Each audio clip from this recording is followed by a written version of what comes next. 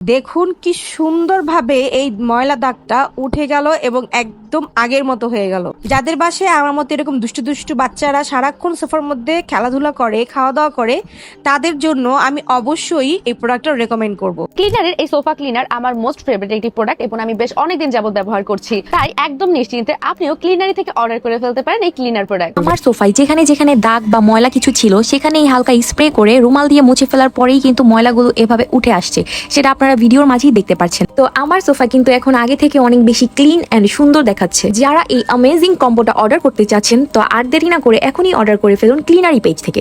Just দেখেন কি ময়লা উঠেছে, মাই গড, যেগুলো আমরা কল্পনা করতে পারিনি যে এত সহজে এগুলো পরিষ্কার করা যায়। তো আমার মতো আপনাদেরও যদি এরকম দুশ্চিন্তায় থাকতে হয় এবং সবার ঘরেই সোফা কার্পেট থাকে, সো আপনারা চাইলে কিন্তু এই প্রোডাক্টটা পারচেজ করতে পারেন। আমি বলবো এটা একদম বেস্ট একটা প্রোডাক্ট, ঘরকে সবসময় রাখবে নতুনের মতো চকচকে।